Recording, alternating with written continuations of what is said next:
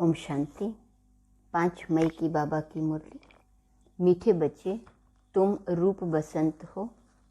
तुम्हें बाप की याद में भी रहना है तो ज्ञान रत्नों का बीज भी बोना है, भारत का श्रृंगार भी करना है। याद में रहना है, ज्ञान रत्नों का बीज बोना है, भारत का श्रृंगार भी करना है। प्रश्न: तुम बच्चे कलयुगी गोवर्धन पर्वत को उठाने के लिए कौन सी अंगुली देते हो? उत्तर: पवित्रता की। पवित्रता की प्रतिज्ञा करना ही जैसे अंगुली देना है। पवित्रता नहीं है तो भारत का हाल देखो क्या हो चुका है। पवित्रता है तो पीस, प्रॉस्पेरिटी सब है। इसलिए श्रीमत पर आग और कपूस इकट्ठे रहते भी पवित्र बनना है, अर्थात प्रवृत्ति में रहते पवित्र बनना है। घर बार का संन्यास नहीं करना है। गीत: आने वाले कल की तुम तकदीर हो। ओम शांति। माताओं ने, सभी सजनियों ने यह गीत सुना। बच्चे जानते हैं इस भारत की तकदीर में लकीर लगी हुई है। किस द्वारा लकीर लगी है? 5 विकारों रूपी रावण द्वारा। अब फिर तुम बच्चे भारत की तकदीर बना रहे हो। तुम हो शिव शक्ति माताएं। जब ज्ञान सागर आते हैं तो माताओं के ऊपर कलश रखते हैं। तुम बच्चे जानते हो हम भारत की तकदीर बनाने, अर्थात भारत को स्वर्ग बनाने वाले हैं। तुम बाप की सेना हो, बाप के घर की शोभा हो। माँ बाप के पास बच्चा नहीं होता है तो घर जैसे सूना लगता है। अब ये दुनिया सुनी सुनी लगती है। अब तुम बच्चे इनको स्वर्ग बनाने वाले हो। बाप कहते हैं मैं तुम माताओं का गुलाम हूँ, क्योंकि आगे यह माताएं पति की गुलाम थी। उनको कहा जाता है हिंदू नारी का पति ही गुरु ईश्वर सब कुछ है। वास्तव में इस समय की बात को फिर भक्ति मार्ग में ले गए हैं। परमपिता परमात्मा को ही इस समय कहा जाता है त्वमेव माताश्च पिता त्वमेव, सब कुछ एक है। हिंदू लोगों ने फिर पति के लिए कह दिया है। वास्तव में शिव बाबा है पतियों का पति। तुम तो सदा सौभाग्यशाली बनती हो। और यह पति भी अमर हैं, अमरनाथ है न। तुमको भी अमरनाथ अमरपुरी का मालिक बनाते हैं। ऐसे पति को बहुत याद करना है जो तुमको पढ़ाकर स्वर्ग का मालिक बनाते हैं।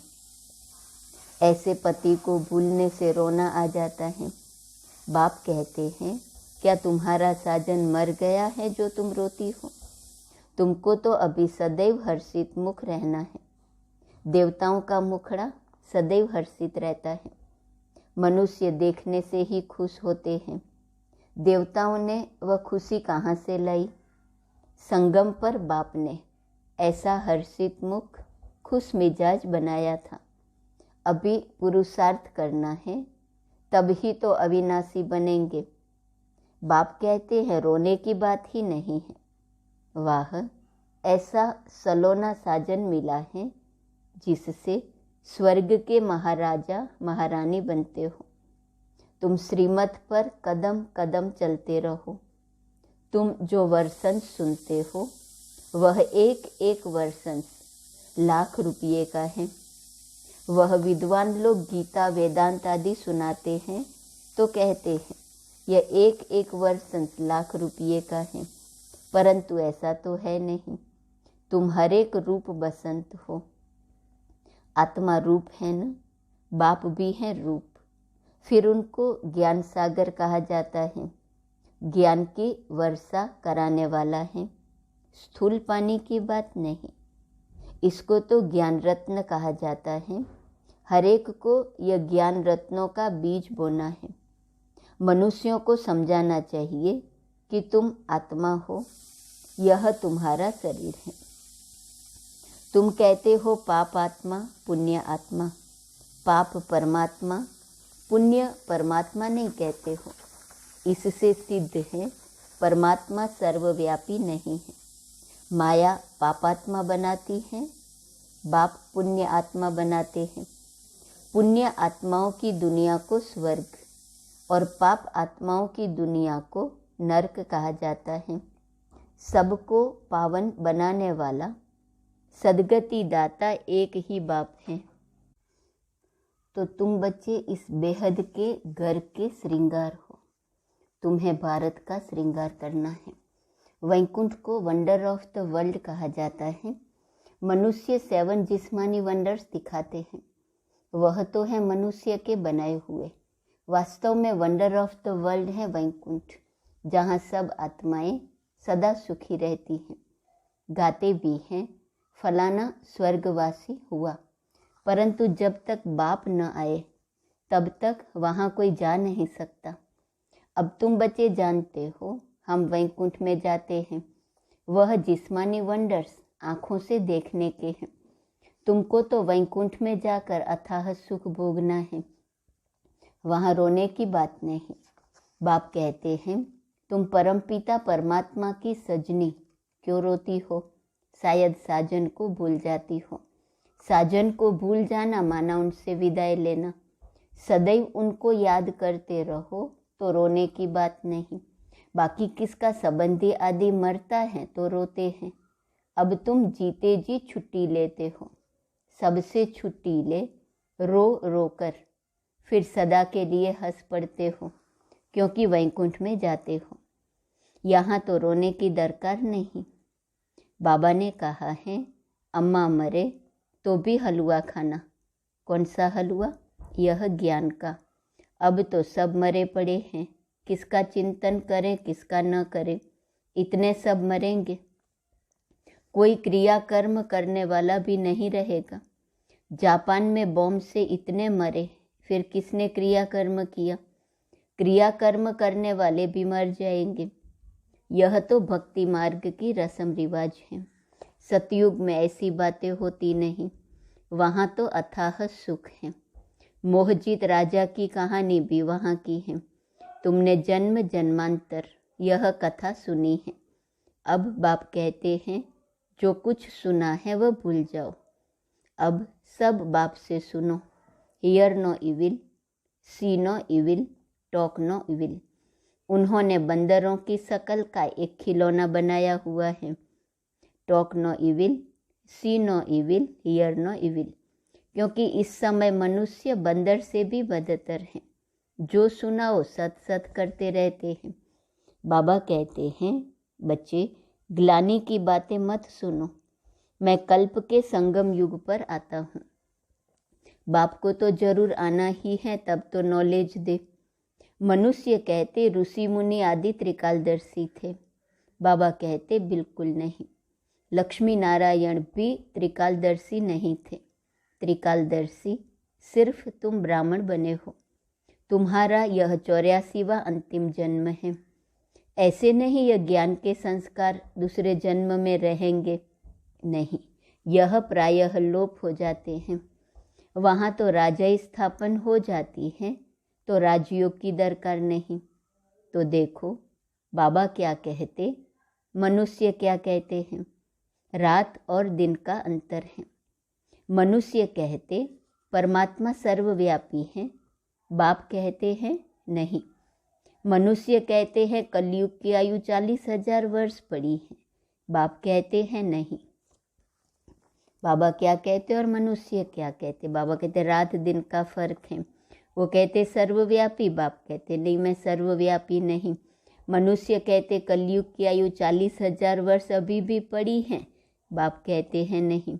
कितने गपोड़े सुनाए, घोर अंधियारा कर दिया है। अब मीठा बाप कहते हैं बहुत मीठा बनो। तुम ईश्वरीय दरबार में ईश्वर के बच्चे हो। तुम्हारा फर्ज है योग लगाना। गोवर्धन पर्वत पर जाएंगे तो वहाँ अंगुली दिखाई है। पर्वत की कितनी पूजा होती है। भारत जब गोल्डन एज बन जाता है तो उनकी पूजा नहीं होती। तो यह अंगुली है तुम्हारी निशानी। पवित्रता की प्रतिज्ञा करना, जैसे अंगुली देना है। भारत को सेल्वेज करने के लिए पवित्रता है तो पीस प्रॉस्पेरिटी भी है। पवित्रता नहीं है तो भारत का हाल देखो क्या है। मेहनत है ना। सन्यासी कहते आए आग और कपूस इकट्ठे रह नहीं सकते, शास्त्रों में ऐसा है। परंतु सन्यासियों को कह सकते हो कि हम कैसे आग कपूस इकट्ठे रहते पवित्र रहते हैं। सन्यासियों को श्रीमत थोड़ी ही मिलती है। हम तो अब बाप की श्रीमत पर चलते हैं। उनको मिलती है शंकराचार्य की मत, यह है शिवाचार्य की मत। तुम शिवाचार्य के बच्चे हो, यह कोई नहीं जानते। कहते हैं परमात्मा ज्ञान का सागर है, तो आचार्य हुआ ना, वह शंकराचार्य है। सन्यासी बहुत शास्त्र पढ़कर टाइटल लेते हैं। श्री कृष्ण आचार्य कभी नहीं कहा जाता है। शिव का पता ही नहीं, वह बाप को जानते ही नहीं है। सिवाय बाप के और किसी को ज्ञान का सागर नहीं कह सकते हैं। कोई सन्यासी मिले तो बोलो, तुम हो निवृत्ति मार्ग वाले हठयोग सन्यासी, हम हैं प्रवृत्ति मार्ग वाले राजयोगी। तुम राजयोग सिखला नहीं सकते हो, तुम हो रजोगुणी, क्योंकि शंकराचार्य आते ही हैं द्वापर में। तुम्हारा है हठयोग कर्म संन्यास। वास्तव में कर्म संन्यास तो होता ही नहीं है। अब तुम बच्चों को डायरेक्शन ही कुछ और मिलता है। मनुष्य चाहते हैं शांति में रहे। बोलो अच्छा, अपने इन ऑर्गन से डिटेच कर दो, अपने को इन ऑर्गन से डिटेच कर दो। परंतु सिर्फ डिटेच करने से फ़ायदा नहीं होगा। डिटेच हो फिर मुझे याद करो तो विकर्म विनाश होंगे। शांति तो तुम्हारे गले का हार है। आत्मा का स्वधर्म है शांति। हम आत्माएं मूल वतन में साइलेंस में रहती हैं, फिर सूक्ष्म वतन में है मूवी, यह है टॉकी स्थूल वतन। तुम बच्चों ने साक्षात्कार किया है। बाबा ने जास्ती देखा है, मम्मा ने तो कुछ भी नहीं देखा, कभी भी ध्यान में नहीं गई। ज्ञान में कितनी तीखी गई। यह ध्यान की आस भी नहीं रखनी चाहिए। मम्मा देखो बिगड़ ध्यान के कितना आगे नंबर लेती हैं। पहले श्री लक्ष्मी फिर श्री नारायण। इनके लिए लिखा हुआ है, अर्जुन को विनाश स्थापना का साक्षात्कार हुआ। इस रथ में रथी शिव बाबा बैठ नॉलेज सुनाते हैं। इस रथ को भी नॉलेज उनसे मिलती है। यह खुद भी गीता पढ़ते थे, बहुत कथा करते थे। अब वंडर लगता है शास्त्रों में क्या क्या है। बाप कहते हैं यह पढ़ा हुआ सब भूल जाओ, सुनो नहीं, देखते हुए नहीं देखो। बस हम तो जाते हैं बाबा के घर स्वीट होम। जब तक गाइड तथा लिबरेटर न आए तब तक कोई जा नहीं सकता।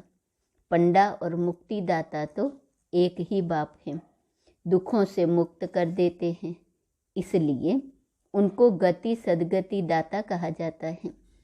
वह है मनुष्य सृष्टि का बीज रूप सुप्रीम सोल। निराकारी दुनिया है आत्माओं के रहने का धाम।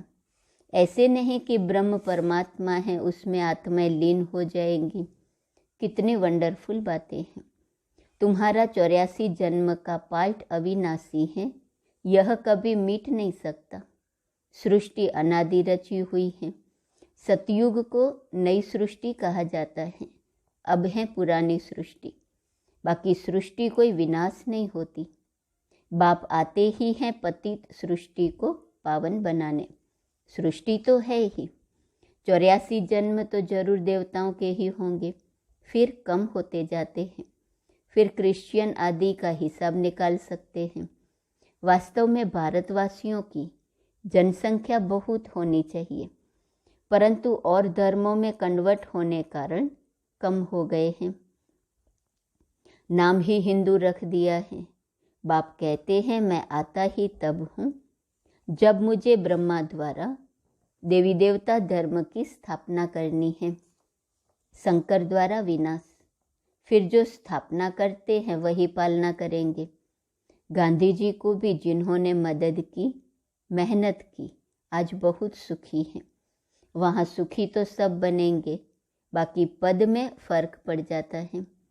जो बाप की याद में रहते हैं और वर्षे को याद करते हैं वह सूर्यवंशी बनेंगे। कम याद करेंगे तो चंद्रवंशी, नहीं तो फिर प्रजा, दास दासियां आदि तो बहुत चाहिए ना। बाप ने समझाया है योग बल से ही कोई भी विश्व का मालिक बन सकता है। तुम हो योग बल की अहिंसक सेना। क्रिश्चियन को भी इतना बल मिल जाए तो विश्व के मालिक बन सकते हैं, परंतु लॉ नहीं कहता है। वह बंदर की कहानी है ना। श्री कृष्ण के मुख में माखन आ जाता है विश्व की राजाई का। दो झगड़ते हैं, बीच में तीसरे को फायदा हो जाता है। तो विश्व का राज्य योग बल से ही मिल सकता है। बाप कहते हैं मैं स्वर्ग रचता हूँ। तुम बच्चों का भी यही धंधा है। बच्चे फिर बाप के बन स्थापना में मदद करते हैं।